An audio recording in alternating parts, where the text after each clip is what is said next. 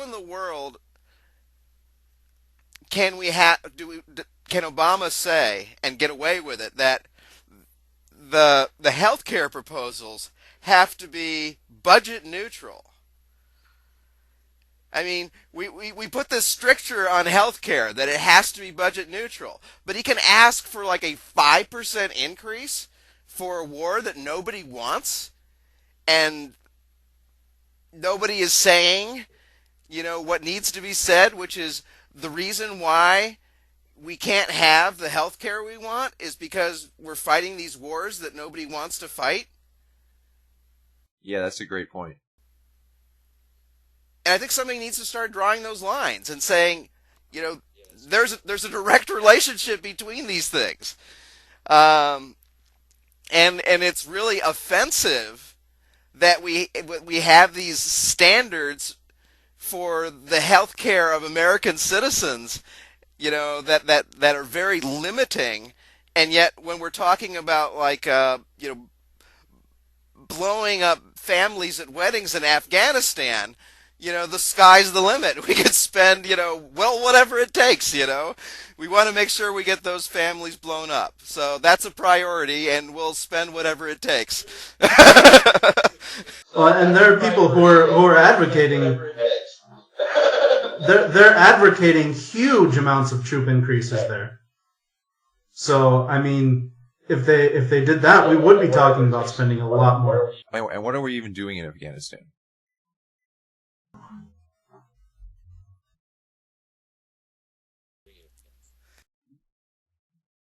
Sorry, is it my turn or your? Essentially blowing people up. Nobody knows. Nobody knows. Nobody knows what we're doing in Afghanistan. What are we even supposed to be doing in Afghanistan? What does the administration think we're doing in Afghanistan? Oh, fighting terrorists. What is the what? I know we have no exit strategy, but what is the what's the victory being shot for in Afghanistan? What does the strategy have anything to do with that possible victory? And as Joe Biden said, the terrorists are mostly in Pakistan. And it's our presence there in the Middle East that has fomented and continues to foment terrorism, anti-American terrorism, and anti-Western terrorism in the first place. Why is there no recognition of that? It's a sign that the military strategy in this country is not guided by rational human thought. It is not guided by a reasonable strategy. It's a systemic machine thing, and it's a tragedy. Well, I think in a lot of cases, I think we just need something to do with this huge military, structure that we have, and we couldn't cut it. We couldn't make it smaller, and because we can never make it smaller, we have to find out things for it to do. Hey, those bombs aren't going to blow themselves up. I mean, how much would we be paying in just storage if we didn't blow them up? True. It's an inventory problem, to be sure.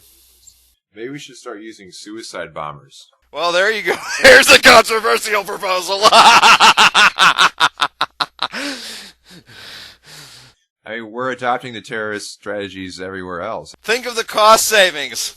I mean, we're adopting their interrogation techniques, their lack of respect for the law, their irrational propaganda. I mean, we're adopting their, instilling fear into their opponents. We're adopting their tactics that don't make any sense at achieving what goals they're trying to achieve. I mean, might as well go the whole mile.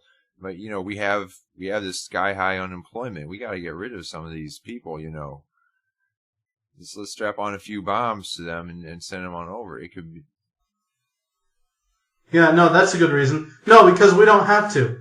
Number one, because we have remote control airplanes to do it for us. And number two, because all those people are going to kill them with the swine flu vaccine. I like how we're tying everything together here.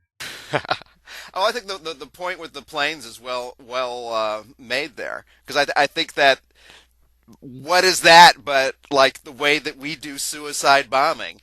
It's no wonder that our opponents in the field tend to view this as a cowardly ploy. It's suicide bombing without the person. No, they don't. They don't blow themselves up because they want to.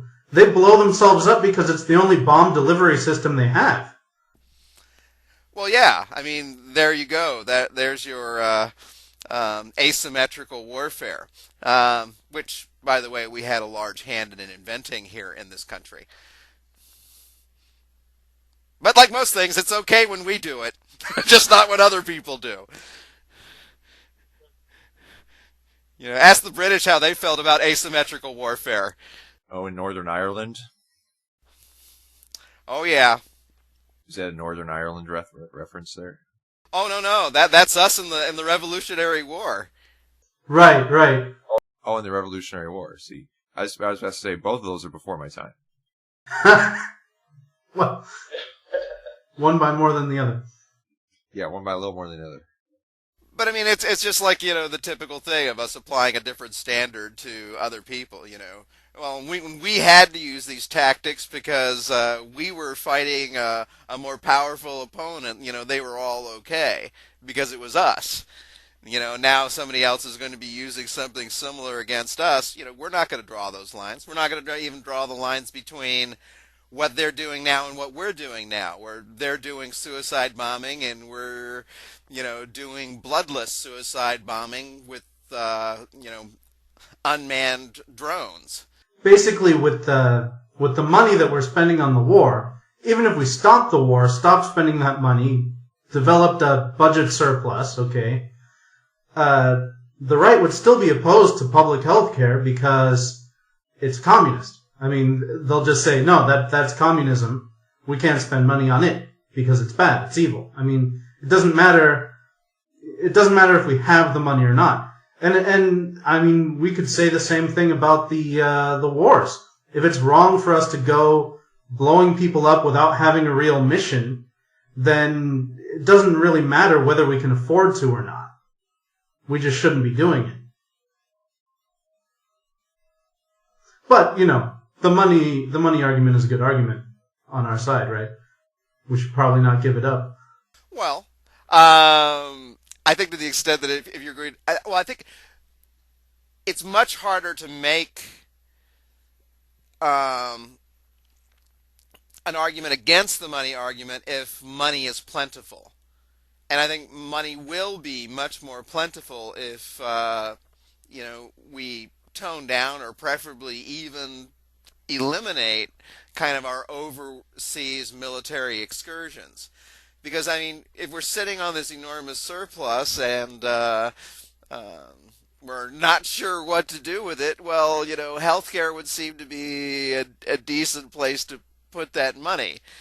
Especially if we could also give people a tax cut before we did it, and use that as a way of defanging, the remaining opponents.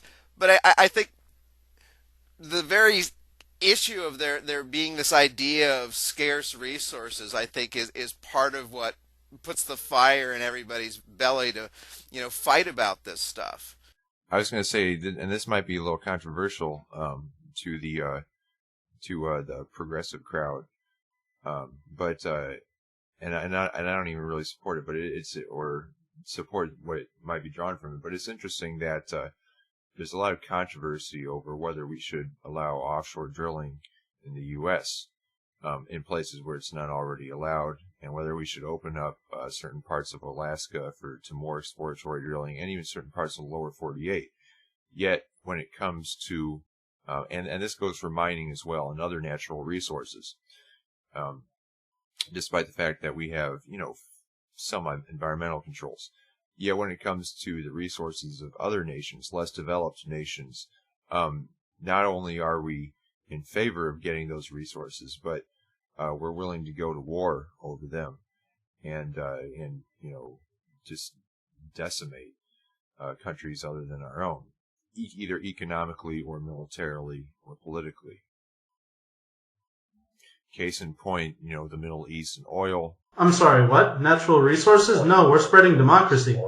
I was going to say case in point, the Middle East and oil, Indonesia and timber, parts of Africa and what's the coltan stuff that we need in our cell phones, or I don't know, all the stuff. It's stuff that we wouldn't mine in our own backyard. And although if we would, we'd have much more stricter controls than the places where it is being mined right now. I know this is not a pro-mining argument or pro-oil drilling argument or anything like that, but it's just interesting to know where our priorities are as a nation. Well, some of us don't think we should be using oil at all. That's also good. But one of the things I think that's most interesting about One at a time, gentlemen, one at a time. about oil is that if you look at the way that the oil in this country is used, we're using up the oil that can be produced from the United States at a very slow rate.